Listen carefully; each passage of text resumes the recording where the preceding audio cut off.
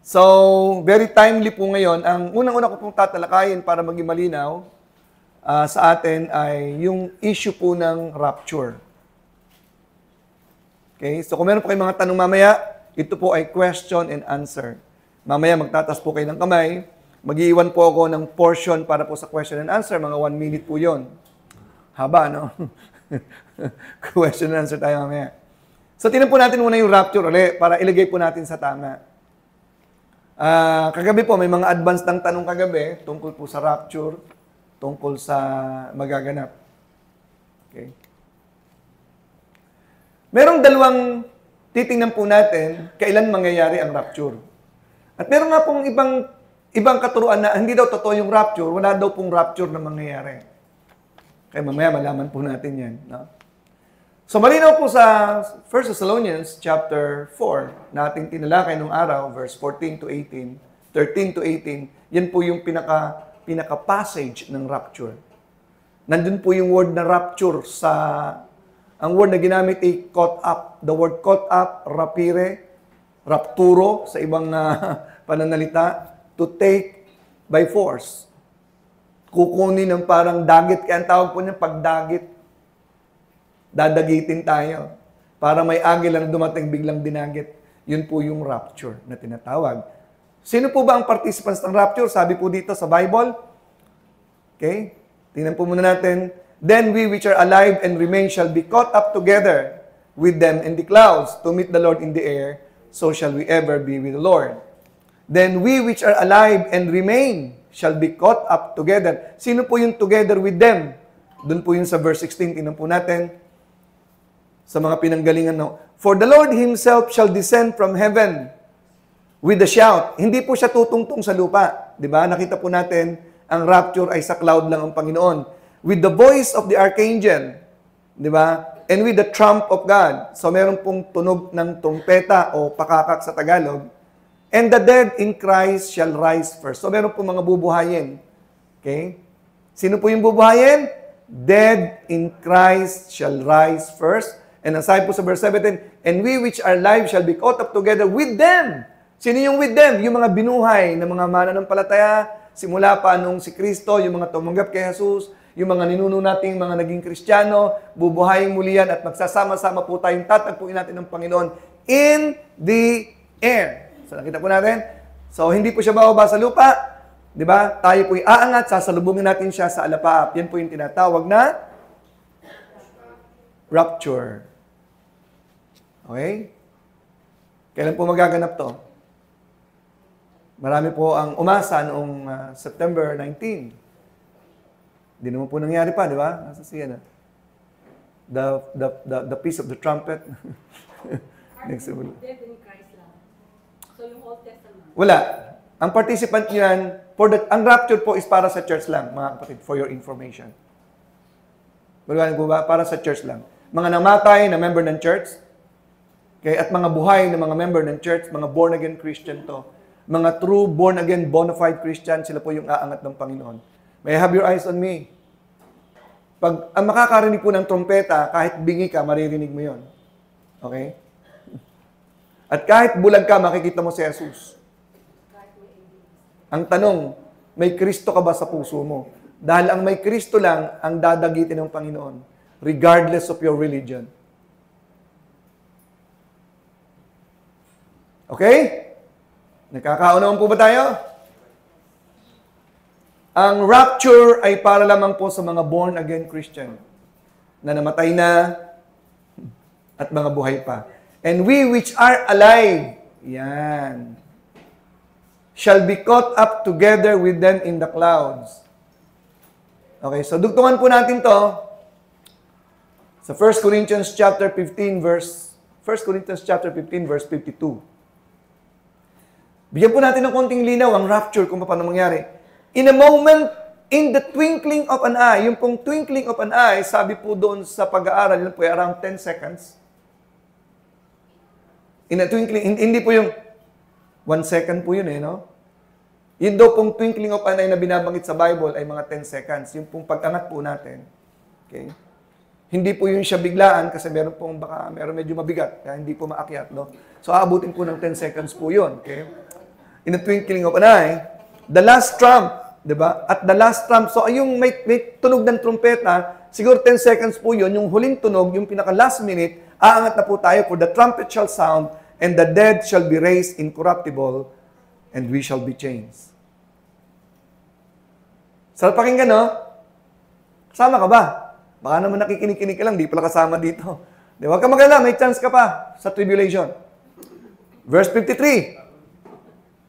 For this corruptible must put on incorruption, and this mortal must put on immortality. So, babaguhin pong ating katawan kasi ang mga lupang katawan po natin ay panglupa lamang, hindi pwede pumasok sa langit. Dapat baguhin po yan, incorruptible. Yun pong hindi po siya bounded by space and time.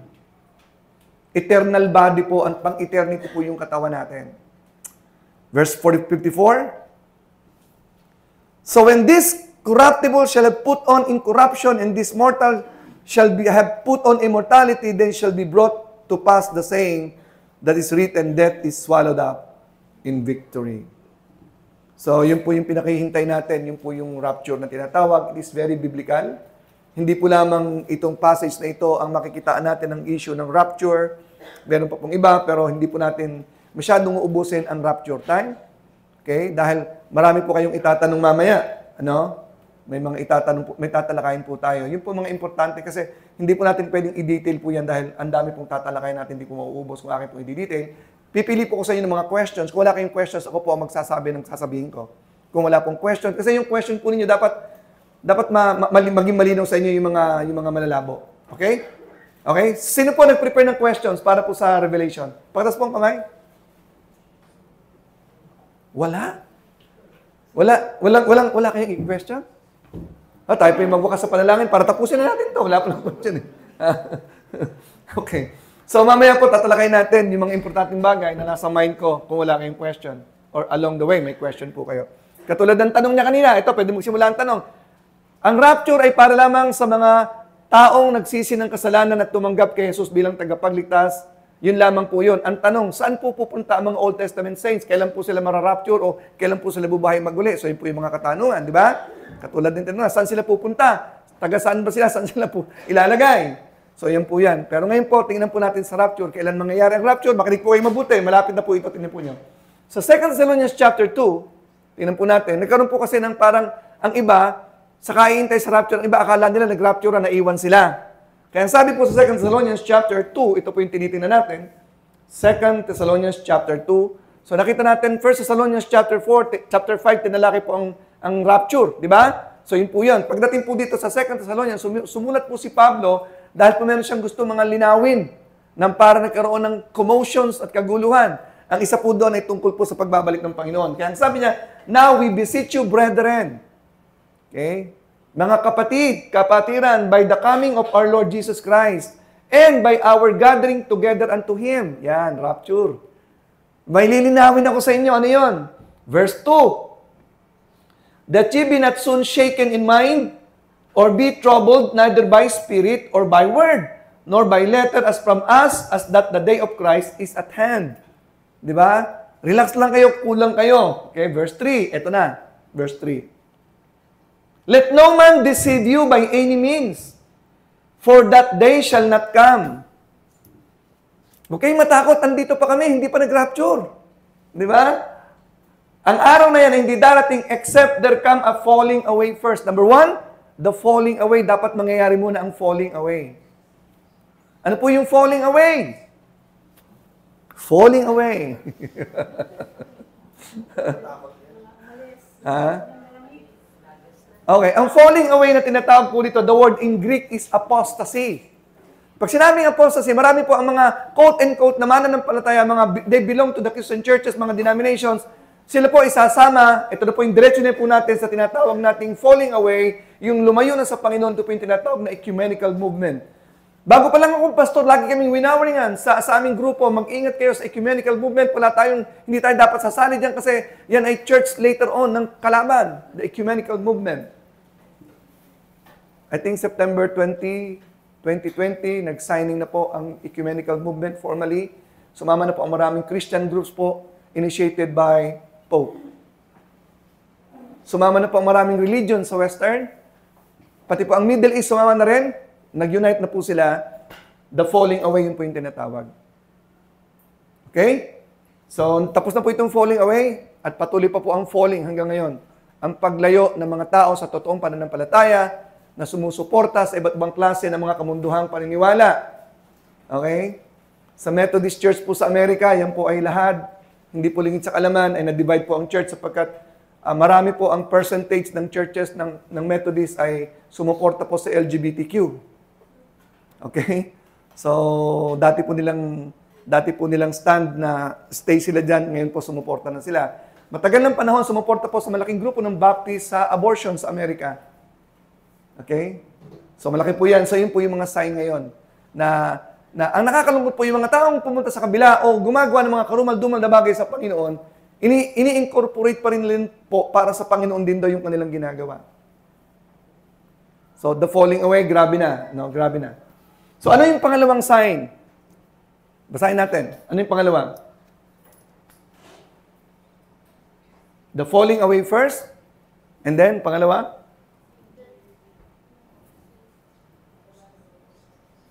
Hindi, yung verse 3. The man of sin be revealed. Sino yung man of sin? Sino yung son of perdition na tinatawag?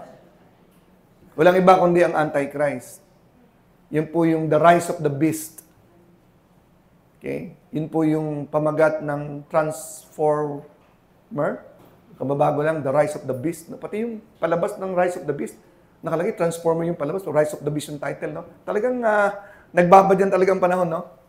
No? So, ibig sabihin noon, pinag-usapan namin kagabi sa Bible study, kina Jokey, yung tungkol dito, ano ba yung palatandaan na talagang andyan na? Ito pong dalawang ito po, natapos na po yung isa po, i-reveal ang Antichrist. Ang tanong ito, kailan siya ma-reveal? Kailan? Makinig kayo mabuti, ha? Sinabi ko nung unang paulit-ulit, nung nagpipreach ako about Revelation, about end times, ang inaabangan po ng mga theologians at inaabangan ko rin ever since ay ang magaganap sa bansang Israel. It is well established among theologians na ang mag-a-usher po sa mundo at magpapakilala ng Antichrist ay ang Europe. The one world, one government na itatayo po nila. Na initiated po ito in 1971, yung World Economic Forum. Ito po ay samahan ng mga mayayaman sa mundo. Sila po ang nagdidikta, nagkokontrol ng mundo ngayon. Sila po ang behind sa mga nangyayaring mga kaguluhan sa sanglibutan. They're orchestrating everything so that one day this man of perdition will rise up. Batang-batang leader na magiging global leader, okay? Ito po ang mag-a-usher niyan. Paano po siya lilitaw? Alam niyo kung paano? Binabantayan po ang Israel sapagkat ang Israel po, okay? Sa prophecy, ito po ay magkakaroon ng covenant sa Israel. Tingnan natin, Daniel chapter 9, verse 27. Okay. Daniel 9:27. Tingnan natin, ha. And he shall confirm the covenant with many for 1 week. And in the midst of the week, he shall cause the sacrifice and the oblation to cease. And for the overspreading of abominations, he shall make it desolate even until the consummation. And that determined shall be poured upon the desolate. Ito pong covenant na ito na tinatawag. Kaya po magkakaroon ng covenant si Antichrist sa Israel kasi ang Israel po ay magigipit sa digmaan. Kapag magigipit na sila sa digmaan, binanggit ko po last time, 150,000 missiles ang nakaabang pababagsakin sa Israel. Naghihintay lamang yan ng time kung kailan. Kapag bumuhos na po itong 150 missiles at marami po sila mga drones na ginawa ang Persia or the Iran, okay? Halos hindi na po nila kakayanin yan. Hihingi sila ng tulong sa Europe. Only Europe has the power and the capacity to rescue, to give a hand to Israel. At pagkatapos, kapag po natulungan sila ng Israel, natulungan sila ng Europe, the United Europe, okay? Gagawa ngayon ng agreement sila ng peace agreement. Yun po yung binabanggit dito. At yung pipirma po doon, yun po yung tatanggapin nilang Antichrist na magpapanggap na siya si Kristo. At siya po ang magiging hero ng Israel. Siya po yung nag-save sa Israel. Siya po ang tatanggaping Messiah ng Israel. Sa primero, may Messiah sila, masaya sila. Pero ang sabi po dito, pagdating ng kalahati ng 3.5 years na tinatawag ng kalahati ng he will break the covenant. At doon po magsisimula ang kanyang bangis. Ayan, nakalagay po yan, no? Okay, ngayon mga kapatid. The other day, lumusob po na ang tinatawag na Ring of Fire, ang tinatawag na mga proxy ng Iran, proxy ng sama-samang Lebanon, sama-samang yung galit sa Israel, nagpaulan na po sila ng missile for the first time. At nakapasok na po sila sa boundary, winasak po nila, sa ngayon sa ating mga reporter na nandito, nakapasok na po sila sa Israel. At ngayong umaga, sabi po ni Wendell, sa kanyang text na kanyang nakita, sa kanyang review, 450 na po ang namamatay sa Israel sa paglusob po ngayon ng mga Philistine. Ngayon lang po nangyari yan. Kaya ko po sinasabi ito, napaka-timely ng ating topic sapagkat pong inaabangan ng theologian. Kapag nagipit na po ang Israel, mga kapatid, huhudyat na po ng tulong yan sa Europe. At pag na-reveal na po ang Antichrist, goodbye, magra-rapture na. Goodbye sa mga maiiwan. Hello? Ba't parang malungkot kayo? Mukhang maiiwan kayo. Masaya kayo. Sigurado kayo, hindi kayo maiiwan. Oh, sabi ni Lord, hindi kita iiwan eh. Sabi sa song ni Lesia kanina eh. Di ba? Ako kanina ay tumingin kung sinong umaawit sa apat. Lalo yung may umaawit na ano yung awit yun nandito. Sabi, parang iba. Ang ganda ng boss na pag di ko, si Narisa pala yung umaawit. Ikaw pala yun? Parang nag-elevate yung boses mo, no? Amen? Hindi na siya paos. I see. Talaga nakaka-bless naman si Narisa. So, isa po yan sa nakaka-bless siya kasi dati talaga pag naalala ko yun, pag nagbabible study ako, biglang natakbo sa kwarto yan eh. Ayaw magpakita sa akin eh, para nakakita ng multo. Eh, si Narisa. Pero may nakakasayaw na siya. Oo nga, sumasayaw na. Kaso lang, mahihain pa rin kasi pag umaawit po siya, lagi nakapikit, walang tigil hanggang matapos. So, uy, kanina umawit ako, wala ka. Diba? Wala ka kasi. Okay, tuloy po natin mga kapatid. Kaya kanina po nanalangin kami nila Ramil, ng ating po mga leaders, para sa Israel kanina. 450 na po yung patay. May mga inabdak po sila. Pinull out sa car ang mga Philistines. Doon po sa may boundary area. So parang, kung titignan nyo, natutuwang parang nakakalungkot, di ba? Pero nakakatuwa. Kasi, wow, kapag tumawag na ito, abangan po natin, itap po natin yung kanilang wiring, baka tumawag na po sa Europe yan. Pag tawag po sa Europe yan, pag tumulong na po ang Europe yan, rapture na ho yan. Di ba? Dami may iiwan, no? Yung mga may iiwan ng kayamanan dyan, mag-isip-isip na tayo. Ipatabi nyo na sa akin yan. Ako pala yung may iiwan. Okay. Okay, so ito po yung sinasabi ko. Okay, ngayon, dumako po tayo dun sa controversial na mga tanong. Meron po kasi kanina lang tinatanong din ni Wendell. Pastor, saan ba yung pinag-usapan namin? Saan nag-originate yung mga pre-trib, mga post-trib, mid-trib? Pag sinabi pong, yun po yung tatlong view, actually, 4 po yan na views. Una, pag sinabi pong pre-trib, pre-tribulationist, ibig sabihin mag-rapture bago po magsimula ang 7 years na tribulation. Saan po galing yung 7 years na tribulation? Actually, galing po yan sa Book of Daniel. Kaya sabi ko, magbasa kayo ng Book of Daniel. Di ba? Yung tinatawag na 70th week of Daniel. Okay? Natapos na po yung 69, meron pong gap na mahaba. Di ba? Yung pong tinatawag na 1 week na natitira, yun po yung 7 years na natitira, yun po yung tribulation. Yun po yung parang utang ng Panginoon na dapat niyang balikan para tapusin. Okay? Ang kasaysayan ng mundo. Okay? So yun po, kaya po yung pong tribulation, yun po ay in particular para po yung sa Israel. In particular. Hindi po yun para sa church. Yan pong isang argument na tayo pinaniniwala na i-rapture ang church bago ang tribulation kasi ang tribulation is not designed for us. Maliwanag?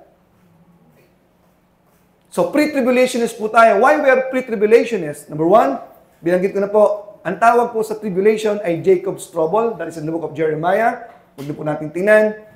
Pangalawa, na madalas niyo po maririnig sa mga nag-argument na tayo po i-rapture bago pumasok ang taghirap o tribulation. Ang tribulation po na dinidescribe sa book of Matthew chapter 24 ay ang paghihirap at ang mararanasan ng mundo na hindi pa nararanasan ng mundo kailanman. Grabing kapighatian na dadanasin ng mundo. And we are not designed for that. Ang sabi po ng mga theologians na marinig po natin pag kayo po nag-analyze niyan, bakit pre-trib tayo? Sapagkat wala ang church sa book of Revelation from chapter 4 or chapter 6 nagsimula ang judgment hanggang chapter 19 sa ending po ng tribulation. There was no mention of the church. Kaya po may nagtanong sa akin na bakit parang merong church sa tribulation pero wala po. At hindi po ini-instructionan ang church para maghanda para sa tribulation. We are not prepared for that. There is no guidelines in the Bible what to do, di ba? For us, church, for the tribulation. For the Jewish, yes, meron. Matthew 24, ang audience po niyan ay Jewish. Okay? Kaya hindi po tayo makaka-relate doon. Yung pong abomination of desolation, yun po ay sa Jewish. Okay? Kaya hindi po tayo makaka-relate doon kung church po tayo. So, yan po yung pangalawang argument. Pangatlong argument, bakit po tayo naniniwala sa pre-trib? Bakit mag-rapture? Isipin mo naman, kung mag-rapture sa post-trib, okay? Doon sa mga medyo nag-aano sa post-trib. Pag sinabing post-trib, mag-rapture pagkatapos ng 7 years na kahirapan. Okay? Isipin mo mag-rapture at the end of the tribulation. Paano magkakaroon ng Bema judgment sa heaven? Paano yung marriage sa heaven? Bababa na kayo kaagad kasi magkakaroon ng Battle of Armageddon kasama natin si Jesus Christ. Illogical. Hindi ho pwede mangyari yun. At kung meron pong pinakamalakas na argumento na ang mangyayari po ang rapture before the tribulation is the principle that we are the bride of Christ. Di ba? Kaya po may pagdagit kasi kukunin po tayo ni Christ. Di ba? Kasi bride na tayo eh. Hindi niya tayo idadaan at pahihirapan at pupugutan ng ulo ang mga Kristiyano. Kasi pagdadaan tayo sa tribulation period, tayo mga Kristiyano nakakaintindi, hindi tayo magpapatatak ng 666. Pupugutan tayo ng ulo. Ang hirap naman yung bride, pupugutan ng ulo. Pati mga anak natin, anak, tatagan mo ha, pupugutan tayo ng ulo. Mga anak mo, titingin pupugutan ng ulo. Papayag ba tayo doon? Yung ba yung design ng Panginoon sa church, pugutan ng ulo? So we're not designed for pugutan ng ulo, mga kapatid. Okay, ang pag-deny sa tatak ng 666, it means your salvation of the soul. Yun po yung salvation dyan sa tribulation. Hindi po siya grace. Ang grace ngayon, grace period tayo ngayon eh. Tumanggap ka sa Panginoon, save ka. Di ba? Naalala ko yung usapan namin sa Bible study namin nung nakaraan. Nag-uusap yung mga tao sa langit tungkol sa mga doktrina. Pare, ikaw ba'y naniniwala sa Calvinism? Oo, God, explain, etc. O ikaw, anong paniniwala mo tungkol sa ganitong doktrina? So meron po doon nakasama sa kanila, hindi ko naimik. Tahimik lang. Kung anong pinag-uusapan, tungkol doon sa doktrina ano bang pinaniwalaan nyo sa church tungkol sa tribulation? Hindi siya naimik. May manapansin ng mga tao, di naimik, pare, ikaw, saan ka church? Wala. Pare, anong alam mo? Wala. Paano ka nakapasok dito? Kasi nung ipako ako sa krus, katabi ko si Jesus Christ Sinabi lang sa akin, you will be with me in paradise. Yun lang ang alam ko. Wala akong alam. Hindi ko alam yung mga sanctification, pinag-uusapan nyo. Yung justification. Ang alam ko lang, katabi ko si Jesus Christ. Ako yung pinako sa bandang kaliwa, kanan. Sabi ko, Jesus, remember me. Yun lang ang alam ko. Nasabi ko sa kanya, sabi niya, you are saved. Kaya ako nandito ngayon. Hindi ako Baptist. Hindi ako Presbyterian. Ang pagpunta po sa heaven, ang issue si Jesus lang. Amen? Hindi yung ginawa mo. Hindi yung denomination mo. Si Jesus lang. Okay? So ngayon, as the bride of Christ, okay, hindi tayo naka-design for tribulation. Pugutan ng ulo doon para ka masave Di ba? Makita natin sa Revelation, pupugutan ng ulo. Ang hindi magpapatatak. Di ba? Hindi ko alam kung yun ay actual na o may silang sistema kung anong gagawin doon na blade. Unti-unti. Bigas ang bagsik at torture yun ha. Pinag-usapan namin kahapon kung nung sa lumang sa panahon ng Rome, ang crucifixion ay isa sa paraan ng pagpatay nila sa capital offense. Ang pangalawa, yung itinatali sa katawan yung bangkay na maaagna sa katawan mo hanggang mamatay ka rin. Yun ang pangalawa. Sabi ko, ikaw, Wendell, anong gusto mo doon sa dalawa na kamatayan? Sabi niya, siguro ipako na lang ako sa krus. Kaysa itali yung bangkay. Sabi ko, ako tanongin mo ano ako? Parehong ayaw ko sa dalawa. Di ba? So the question is, kasama ba kayo sa bride of Christ na mararapture dahil tinanggap niyo ang Panginoon sa inyong buhay? Marami kayong hindi alam, hindi niyo nabasa ang Bible, pero alam niyo na si Jesus Christ nasa puso niyo, you're saved. Amen? Okay, so kaya strong tayo sa pre-trib. Those are just 4 highlighted arguments. Okay? Why I believe in pre-tribulation. Okay? So pag sinabing mid-trib, magra-rapture po sa kalagitnaan bago po i-break yung covenant ni Antichrist sa Israel. Kasi kapag po siya nag-break ng covenant, yung pong gagawin niya, okay, yung abomination of desolation, uupo po siya sa temple. Kaya po may binanggit na temple sa Revelation chapter 11. Ibig sabihin, ang temple po itatayong muli. Tinatayo na po yung temple, kumpleto na po lahat. Nakaredy na po ang lahat ng bagay na gagamitin nila doon. Okay? So yun po yung isa sa palatandaan na mangyayari po yung Revelation kasi nakaredy na po yung third temple. So ang pinag-uusapan doon, siya may uupong literal as Antichrist o AI, artificial intelligence. And then the world will be commanded to worship the beast, the image of the beast. So, in accordance to what Nebuchadnezzar did in Babylon before. Okay? Pag sinabi po naman post-trib, end of tribulation, magra-rapture. Pag sinabi naman pre-wrath, bago ibuhos po yung tinatawag na last 7 judgment, bowls, the vials. Di ba? Ilan po tayong seals? Ilan po tayong 7-7? Revelation chapter 6, nagsimula po yan. The 7 seals, the 7 trumpets, and the 7 vials. Yung 7 vials po, dun po yung pouring out ng judgment ng Panginoon sa last quarter. At ang sabi po ng ibang naniniwala, doon po magda-rapture bago po magkaroon ng judgment. Ang tawag doon, pre-wrath theory. Pre-wrath. Yung wrath po may H. Galit. Hindi po R80. Libreng daga. Hindi po yun ang ibig sabihin nun. Free wrath. Hindi po yun. Okay? So, yun po yun. So ngayon, yan po. May question po sa rapture. Sino ang participants? The Christians and those who died as Christians. Lolo, kapitbahay, kaibigan na namatay. Makikita natin doon si Lulu. Di ba? Makikita natin doon si Pastor Fred. Makikita natin si Shirley. Si Marco Laguer. Buhay pa. Sorry. Nandito ko si Marco Laguer. Buhay pa. Okay? Sorry. May question po ba kayo? May question kayo? Sorry, Mark. Kasi mukha kasing suot mo, pamburol eh. Okay, so wala kayong tatanong. Dudulog na ako sa sunod na topic natin. Nasaan po ang picture ng church? Sa heaven. Sa book of Revelation. Asan tayo doon? Sinong, wala kayong idea kung nasaan? Sa mansion. Sino yung nagbasa ng Revelation? Okay, in Revelation chapter 4, verse 8. Tinan po natin. Tayo ba yung representing the 24? Revelation. So, uunahin muna natin itong controversial na verse, chapter 4. Merong image ng heaven. Actually, sa verse 1,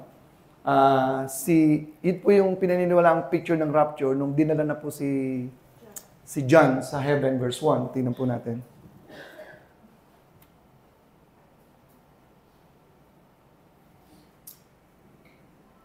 After this, I looked, and behold, a door was opened in heaven.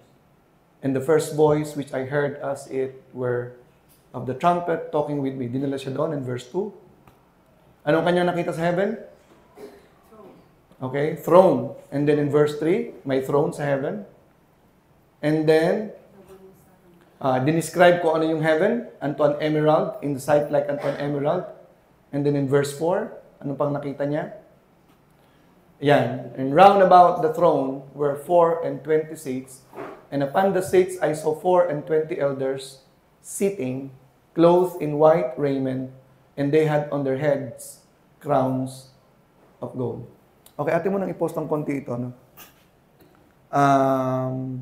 The 24 elders. Sino yung 24 elders? Bago natin ituloy yung pag-aaral natin, kaya medyo sa inyo nahihirapan talaga sa pag-aaral ng Book of Revelations, lalo na wala kayong tinatawag ng mga komentary na pwedeng tanungan. Pag sinabing commentary, yung Bible nyo, meron mga footnotes, tapos nakalagay doon anong ibig sabihin, may mga comments po yung author ng commentary. Okay? So doon po kayo makakakuha ng insights. Kasi po ang Revelation, pag binasa nyo nang wala kayong guide, wala kayong tinatanong, at puro revelation lang kayo, hindi nyo babasahin kasi hindi nyo talaga maiintindihan. Hindi nyo talaga maiintindihan yan. So, puro symbolism po kasi yan. Symbolism yan eh. Katulad yung 24 elders. Ano ba yung elders na yun? Pag sinabi po sa Tagalog yan, matatanda. O, maintindihan mo yung 24 na matatanda. Di ba? Sino po yung 24 elders na yan? The 12 tribes of Israel. Ang common understanding po, yung 24 elders, hinati, 12 na mga Old Testament saints at 12 na mga apostles. Ang tanong, sa rapture, wala naman sila sa rapture. Hindi naman sila nabuhay na maguli. Hindi naman sila nag-resurrect. Ano sila doon? Spirits? Pwede, di ba? Pero hindi po yun. Ang paniniwalaan po natin, tingnan po natin sa 5:9 of Revelation.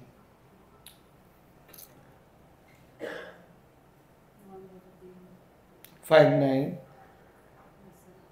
And they sang a new song, Thou art worthy to take the book and to open the seals thereof. For thou wast slain and hast redeemed us to God by the blood out of every kindred and tongue and people and nation. Sa verse 18 na natin, sino ba yung and they sang a new song? Ang dinidescribe po dito sa verse 8, and when he had taken the book, the 4 beasts and the 24 elders fell down before the Lamb, having every one of them harps and golden vials full of odors, which are the prayers of the saints. In verse 9, and they sang a new song. Sino yung umaawit? The 24 elders. Anong awit nila? Thou art worthy to take the book and to open the seals thereof, for thou wast slain and hast redeemed us. Sila po yung mga na-redeemed, di ba? To God by the blood out of every kindred and tongue and people and nation. Hindi po siya tumutukoy sa 12 tribes or 12 elders ng Israel. Kasi po, every kindred and tongue and people and nation. So ito po ay representing sa lahat ng naligtas na pumunta ng heaven na na-rapture.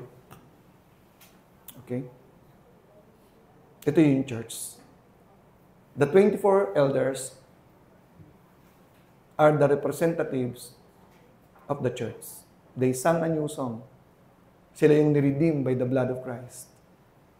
From every tongue, from every kindred, every nation and language. So, ito po yung picture ng church sa Revelation, sa heaven. Representing the church. At saka Mark, yung unang-unang, yung sa verse 4, yung ang unang nakita ni... Verse 4 ng Revelation chapter 4. Ang una niya nakita is the throne. And then the elders. The elders. So, Oo. naka-particular siya muna sa throne. Yung mga... Tsaka ang church. Okay, nakita niyo po. So, magkasama po doon ang church at si Jesus Christ sa heaven. Iba ang sabi sa Bible, yung mga namatay, natulog, sila yung unang bubuhayin sa rapture. Pero may binabanggit ng mga tao sa taas. Sino yung mga nandun? Sa heaven? Sa heaven. binabanggit ng mga tao sa heaven. Yun ba yung verses na pinadala mo? Una, yung karugtong na 144,000. Si Mark talaga gano'n. Ang dami mo. Okay. Marami na sila dun eh. Oo.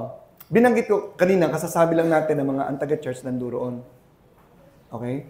So, kung merong nanduroon, actually sa heaven, ito kasi ang paniniwala natin, nung si Kristo'y namatay, okay, nung si Kristo ay namatay at muling nabuhay, ang sabi sa Ephesians chapter 4, verse 8, He led captivity captives, di ba? And gave gifts unto men. Binabanggit po doon sa sumunod ng mga verses na siya, He descended first. Okay? Bumaba din siya sa impyerno to declare yung victory. At pagkatapos, yung nasa Hades na tinatawag, na sinasabi na tutulog, dila niya sa heaven in the spirit. Okay? So, naniniwala po kung meron doon sa heaven na naandoon na hindi po church, it could be the Old Testament saints na hindi pa po nagre-resurrect at hindi pa nagkakaroon ng glorified body. Kung meron man. Ang resurrection ng Old Testament saints, ang resurrection ay sa ending ng tribulation. Based on Daniel chapter 12. So hindi pa po sila resurrected, wala pa silang glorified body. Pero doon po sila makikilala na sila, si Abraham, si Moses, di ba? But not in glorified body. Okay? So ang kanila pong resurrection, based on Daniel chapter 12, tinan po natin. Daniel 12, verse 1 and 2.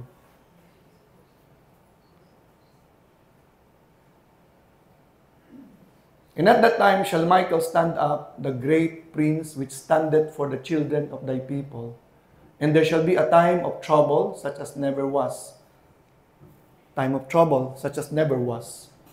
Since there was a nation even to that same time. Yan po yung tribulation period na tinatawag. And at that time, thy people shall be delivered, everyone that shall be found written in the book. In verse 2. Okay? And many of them that sleep in the dust of the earth shall awake. So, mayroon pong resurrection na mangyayari. Some to everlasting life, and some to shame and everlasting contempt. Okay? So, meron din pong idea doon na yung mga namatay sa Old Testament saints, okay, bubuhayin, at sama-sama po yung mga tao na nabuhay, some to everlasting contempt, ilalagay po sa impyerno yun. Okay? So, yun po yung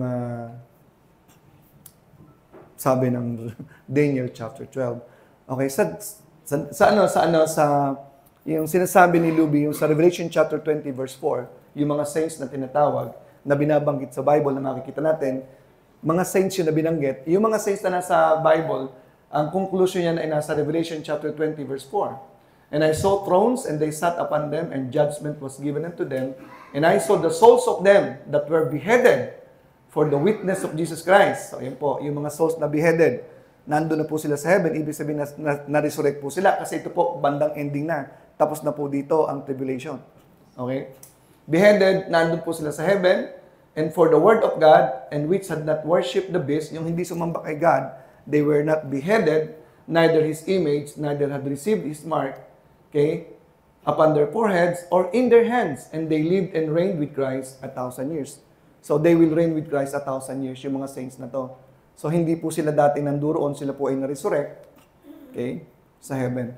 Okay, tung sa tanong ni Joki kagabi, sino ang i-reign sa millennium reign?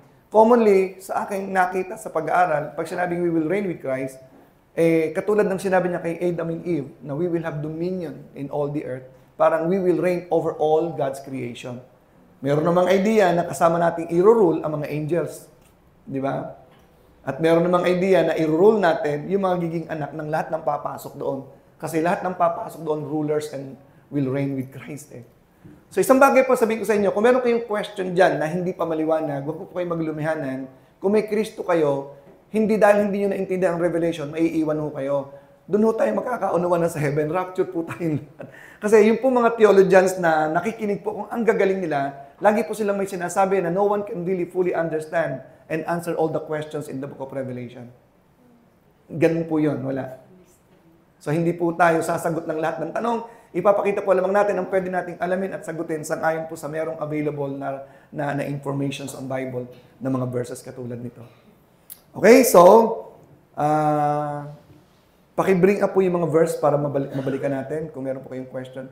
Luby, may verse ka bang gustong tingnan sa Bible? The Book of Revelation?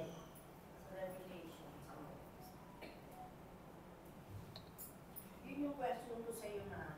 Oo. Kasi pre-trip ako eh. Oo. Pero sinasabi kasi dun sa Revelation 9:4, Ayan, Revelation 9 po. Ano yun? Tatlo yung verse na binigay mo? 12:17, Okay. Revelation 9:4, Revelation 12:17. Tingnan po natin. Revelation, isa-isay natin. Revelation 9:4 muna.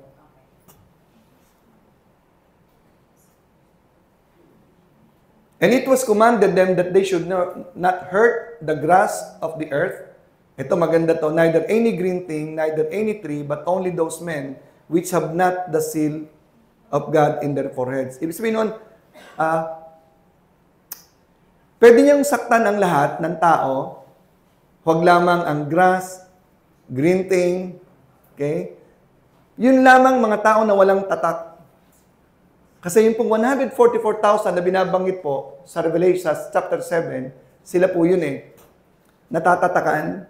Na itong mga taong tatatakan na ito, magiging invincible po sila for a certain period of time. Okay? So ito po yung binabanggit naman sa Revelation chapter 12, kung nabasa niyo po yung Revelation chapter 12, na meron pong babaeng buntes na hinahabol po ng red dragon. Okay? Sino ang nakainkwento noon? So yun ang tanong. Commonly, ang alam ng iba si Mary kasi yung buntes, ang sinabi, He will rule all nations. Pero mas inclined po ang Bible sa akin pong pag-aaral na yung pong babaeng yon is representing the nation of Israel na ang kanyang ipapanganak na aabangan po ng red dragon ay yung pong mako-convert na kanyang ipipersecute, na kanyang ipoprotect. So hindi siya si Mary. Okay? So yun po ay, kaya nga puro representation, puro symbolical. So yun po yung binabanggit po dito sa verse 4, nalalagyan po ng tatak. At pinaniniwalaan po itong 144 na hindi rin po ito literal na number ng Jewish. Jewish po ito eh. Ito po ang magre-represent sa lahat ng mako-convert sa Jewish na magte-testify sa world na mag-i-evangelize.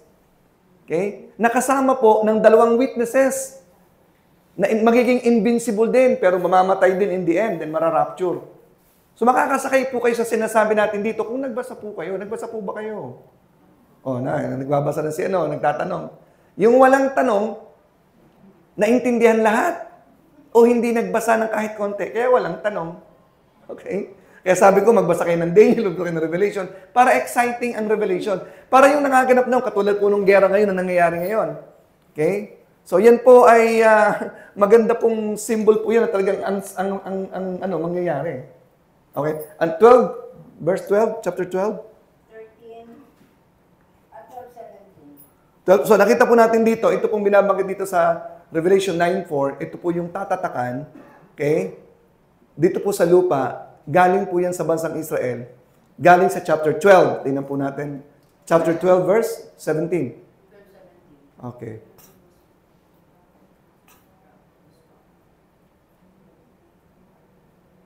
Sige, kasi kaya wala kayong tanong, di kayo nagbasa. And the dragon was wroth, galit, with the woman, and went to make war with the remnant of her seed. Remnant of her seed. Seed ng woman. The seed. Diba? So, which keep the commandments of God and have testimony of Jesus Christ. Ito nga po yung 144,000 or representing na mako-convert during the tribulation period doon po sa Israel. So, yun po yung tamang pananaw doon ngayon. Kung post-trib tayo, sasabihin natin, church to. Nasa lupa. So, hindi po yung church.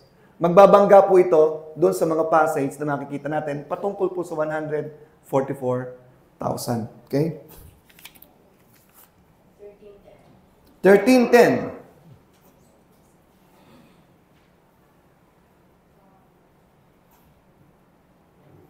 He that leadeth into captivity shall go into captivity. He that killeth with the sword must be killed. with the sword. Here is the patience and the faith of saints. So yung saints na binabanggit po dito na nasa lupa, yun po yung Old Testament saints na mako-convert dito sa lupa during the tribulation. Hindi po ito church, wala na po ang church sa lupa. So ngayon, ito po yun. Ang pag-aaral kasi ng Biblia, ganito po yan, ano? Dalawang klase lang po yan. Okay? So may kanya-kanya po tayong matatalinong tao na nagtayo ng relihiyon. Dami ho yan eh, huwag na tayo magbanggit, di ba? Dito, meron nga tambalak magtayo ng relihiyon eh, no? Siguro, si Raymond, magtatayo ka ng relihiyon mo, no? Okay. So, yung po nagtayo ng relihiyon, meron po silang tinatanggap na kanilang sariling mga ideas. Mga kasama na po yung kuro-kuro, mga tinuro ng mga napulot sa barbero, sa lolo't lola. Nagtayo sila ng kanilang mindset. Ang gagawin nila sa Bible, babasahin nila ang Bible, pipili sila ng mga verses doon at mga katuruan para iayon sa kanila at suportahan ang kanilang paniniwala, the preconceived ideas. Ang tawag po doon ay exegesis. Itatama nila sa kanilang, halimbawa po ako ay post-trib. So, yun ang aking pinanggalingan church, post-trib kami. Bilip ako sa pastor namin, ang galing ng pastor namin, kasi grabe, ano yun, scholar yun eh. Ang galing ng paliwanag. So, hindi ka ngayon nag-imbestiga sa iba. So, ang iyong mindset, meron ka ng bias na post-trib ka. Okay? So, ngayon, pag nagbasa ka ng Bible, hahanapin mo yung paniniwala mo at ipipilit mo yung nababasa mo, ipapasok mo sa post-trib. Dahil sinabi ni Luby siya ay pre-trib, yung kanyang mga naguguluhan, ililiwanagin niya ngayon. So, yun po yung tama. Liwanagin natin anong ibig sabihin nito. Tingnan natin ang kabilang side. Kasi Pastor, may nagsasabi ng 144,000, yun yung 12 tribes of Israel. Hindi, nakalagay sa Bible. Yun nga yun. Representing sa mako-convert sa Israel. Tama yun. Tama naman. Sila yung saints. Ang dating kasi, nandun na sila ngayon. Ang dating sa Bible, nandun na sila. Ay, hindi. Magiging evangelist sila dito eh. Di ba? Kasi kung titin natin na andun na sila, 144,000 na convert, eh hindi ka nga mako-convert ng Israel kasi nga ang purpose ng tribulation para ma-convert ng Israel eh. Nakita mo naman ng Israel ngayon, galit sa Christians. Tinataboy nga tayo doon eh, di ba? Generally, walang believers na maraming Israelites na nasa loob ng Israel. Wala. Kaya kung titingnan natin, yung 144,000, okay, yan ay mako-convert, yan ang gagamitin ng Panginoon na magiging evangelist niya doon sa loob ng tribulation. Okay? Yan po yung stand din ng maraming theologians na aking tinignan. Ang akin pong stand ay ako po ay kumukuha ng matitibay na mga references tungkol dyan. So, yun yun. So, hindi siya nasa heaven. Na nasa heaven sila kasi sila ay nangamatay na rin. Kasi makikita dito, they will be overcome by the beast eh. Mamamatay din sila, pupugutan ng ulo eh. Kasi hindi nga sila sumunod. 'Di ba? Kasama din po yung sa chapter 11 yung dalawang prophets. Si Moses, I believe, 'di ba? Agreed ang mga theologians, si Moses at saka si Elijah po 'yun. Mamamatay din sila tapos bubuhay ng Panginoon, iaangat na sila sa langit. Kasabay po noong 144,000. Halos. Kasi pareho po ng time frame 'yun eh. Yung dalawang prophets at saka yung babae na manganganak. So nakita po natin dito, sa yung babaeng manganganak, tinan po natin sa Revelation chapter 12. Balikan po natin. Simulan po natin sa verse 1. Are you following? Yung mga questions nyo, ilabas nyo ha. And there appeared a great wonder in heaven, a woman clothed in the sun, and moon under her feet, and upon her head a crown of 12 stars, representing Israel. And she being with the child cried, travailing in birth and pain to be delivered. So, kabuwanan, mga nganak. And there appeared another wonder in heaven, and behold, a great red dragon. So, yung red dragon is well identified sa ibang references na siya ay si Satan. Okay? The beast na tinatawag, having 7 heads and 10 horns, yun yung the beast. The beast is the Antichrist empowered by Satan. Okay? And his tail, so meron po ditong intermission, nagkaroon po ng parang war. Dito po natin makikita yung nangyari nung una na para may significance na mangyayari ngayon. Okay, ano po yun? And his tail drew the third part of the stars of heaven and did cast them to the earth, and the dragon stood before the woman which was ready to be delivered. Okay, and she brought forth a man-child who was to rule all nations. Sino yung ipinanganak? man-child. Yung man-child is representing yung mako-convert. Okay? And the woman fled into the wilderness. May titinan po tayo ditong line. So po itumago yung woman sa wilderness where she had a place prepared of God that they should feed there. Kailan siya ipifeed? In verse 6. Tingnan po natin.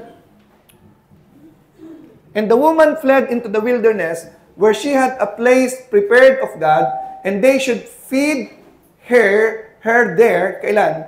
1,203 days. Yun po yung keynote. Okay?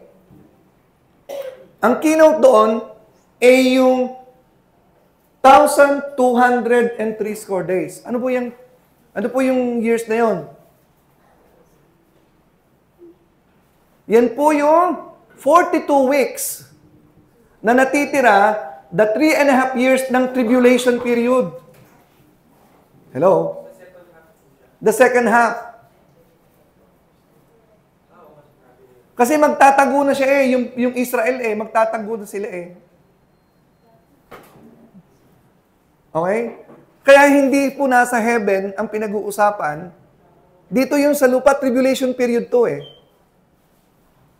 Pastor, lahat ng mga Gentiles, walang matitira talaga sa tribulation. Hindi, merong mga Gentiles na hindi nagpatatak. Naniwala sila kay Jesus Christ. Papasok sila sa millennium So, hindi lahat ng Gentiles mauubos. Merong Gentiles na sasampalataya sa Panginoon sa pamamagitan ng witness din ng mga Jewish na to. Okay? Pero lahat po na hindi sumampalataya na buhay, meron din. Meron ding maiiwan na hindi sumampalataya. Yung judgment of the nations na tinatawag. Nang sabi po sa Biblia, yung mga... Okay? Sa chapter 19, verse 5, tingnan natin. Kung tama yung aking Revelation 19 verse 5. Ay, tingnan mo na. And a voice came out of the throne saying, Praise God, etc.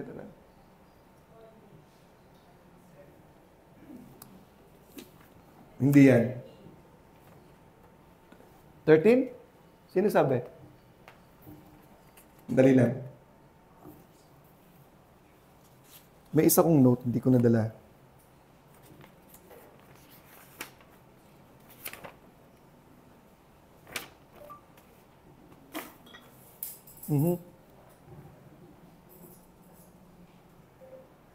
Meron akong ipapakita na verse dito sa Revelation. Ito, makikita ko to. To make clearance doon sa tanong ni ano.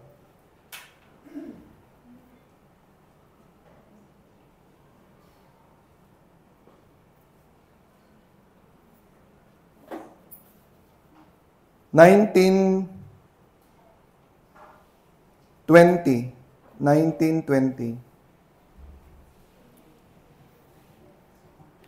And the beast was taken, and with him the false prophet, the beast and the false prophet, that wrought miracles before him, with which he deceived them that had received the mark of the beast. Okay? Tingnan natin And them that worshipped his image. So, ibig sabihin yung image ng beast, yung nag-worship, these both were cast alive into a lake of fire burning with brimstone. So, ibig sabihin, yung mga buhay ilalagay sa impyerno, buhay direkto, hindi na hintayng mamatay. Yung lahat ng tumanggap ng tatak, meron pong maiiwang mga Gentiles na nagpatatak, buhay sila. So, kasama po nila si Satan, kasama si Antichrist, the false prophet, ilalagay po sila sa burning with brimstone. Ayan po yung nakalagay sa Revelation 19:20. Alive. Alive. Okay? So, ngayon, nakita ko magpo-4 na. Any important something you would like to ask? Okay. Sige. So yung, kasi diba, part of yung sa judgment, yung warm Oh. So kaya yung maliit pa ako, narinig ko na yun. Revelation 8:11. Wormwood. And the name of the star is called wormwood, and the third part of the waters became wormwood, and many men died of the waters because they were made bitter. Simula sa chapter 6 hanggang chapter 16 po yan. Yan po yung judgment kasi nag-i-escalate po yun eh. Okay? So isa po ito sa mga salot na mangyayari, okay, from chapter 6 to chapter 16. Okay? Pagdating sa 17 and 18, yun na po yung judgment ng one world, one government. The mystery Babylon. Okay? So ngayon, in closing, okay, may question ba? Bago ako magtapos? Kasi 4 o'clock na. So maraming mamamatay kasi diyan nasalot to yung tubig. Madami ang mamamatay. Sabi nga po dito ay 1/3 ng world population mamamatay. Okay? So bago talaga yun. Bago pa yung tataman. Hindi. Ito na yung judgment sa mga tinatakan eh. Judgment na yan sa mga rebelde eh. Ang pinaka-final judgment yung Battle of Armageddon. Yun yung pinaka-final na hugot ni Beast. Okay? Yung a-attack yung kings of the north, yung kings of the south. A-attack sila sa Israel, sa Battle of Armageddon, the Megiddo Valley. Yun po yung pinaka-final na isang ihip lang ng Panginoon, patay silang lahat. Okay? So yun ho yung pinaka-final na battle. Then pagkatapos si Satan, igagapos na siya para ilagay sa impyerno for 1,000 years. Then papasok na po tayo sa millennium. Okay. So ngayon, ito po yun.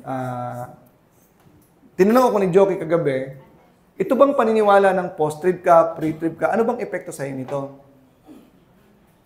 So, ang theologians ay nag-agree on one thing, ay wala itong epekto sa moral life natin. Kaya merong church na alam ko na ang pastor nila ay pre-trib, meron siyang leader na post-trib.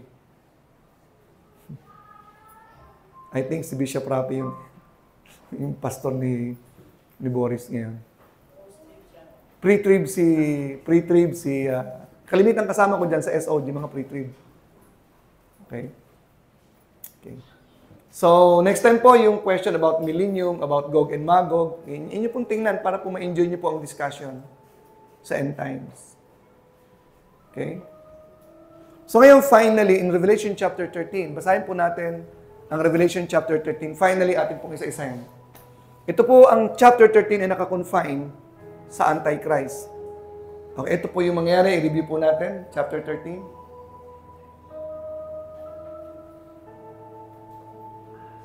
So, one session next time. Pagkatapos mag-exam po tayo. 50 items lang po. 50 items na madali. Okay. At meron po tayong celebration next Sunday. 100 basta sobrang dali. Meron po tayong celebration sa mga birthday celebrants ng October. Sila po ay nag-pull together ng kanilang resources. There will be a grand celebration this coming Sunday, pagkatapos po ng exam. Okay? So, nabuo po yung usapan na ang hindi mag-exam, hindi po kakain. Okay? Kaya dapat mag-exam po kayo. And I stood upon the sand of the sea, and saw a beast rise up out of the sea. The beast, having 7 heads and 10 horns, and upon his horns 10 crowns, and upon his heads the enemy of blasphemy. Doon po siya galing sa 10 horns na tinatawag. Ito po ang tinatawag na 10 power structure ng United Europe. Doon po manggagaling pong Antichrist. Verse 2. Tuloy-tuloy tayo. And the beast which I saw was like unto a leopard. Bakit po leopard ang piniling hayop? Hindi po unto like a lion, sapagkat ang leopard ay many colors. Naniniwala pong Antichrist is a representation of many races. Magkiklaim po siya na galing siya sa Israel, pero siya po ay white, at siya po ay merong black na pinanggalingan, at meron siyang oriental na pinanggalingan, yellowish, etc. Kaya po siya po ay multi-races, kaya po kaya niyang i-unite into one world, one government. Yan po yung idea po niyan.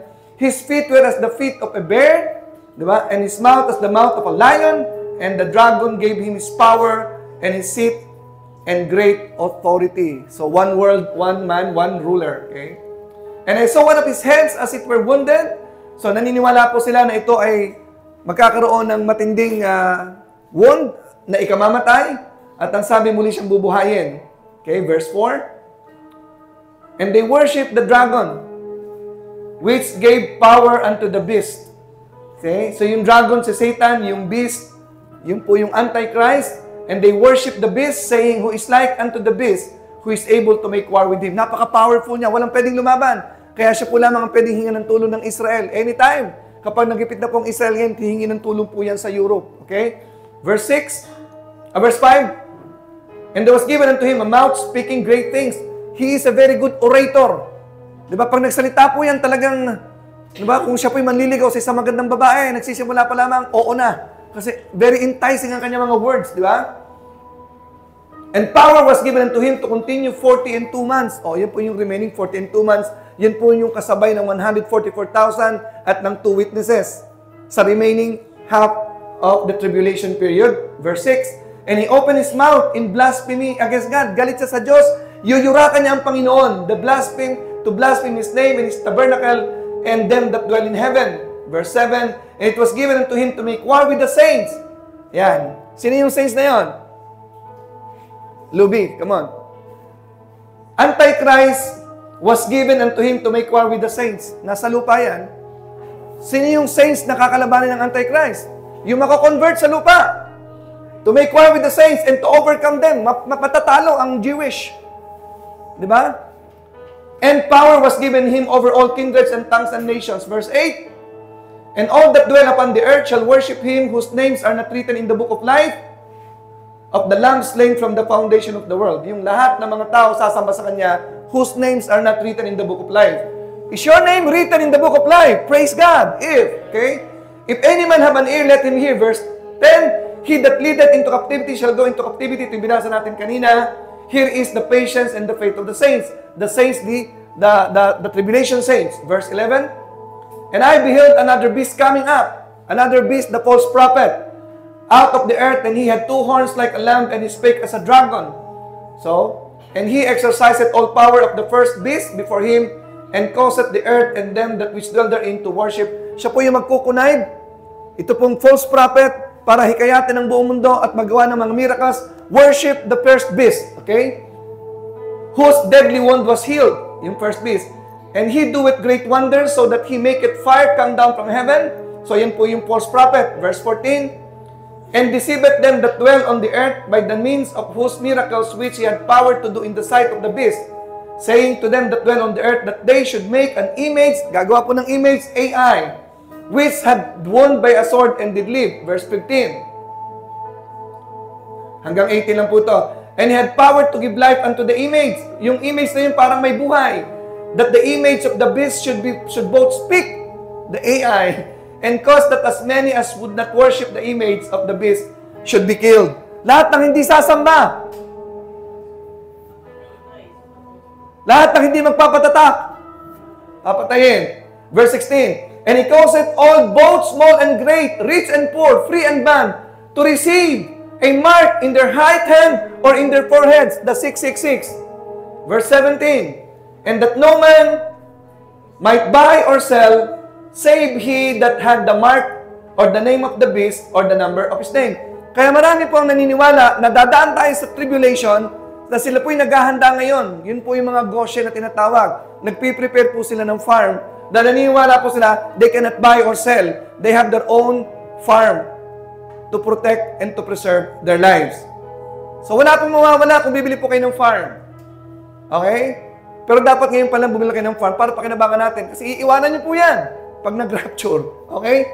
Verse 18, here is wisdom, let him that hath understanding count the number of the beast, for it is the number of the man, and his number is 600, 3 score, and 6 tayo pong lahat ito maya.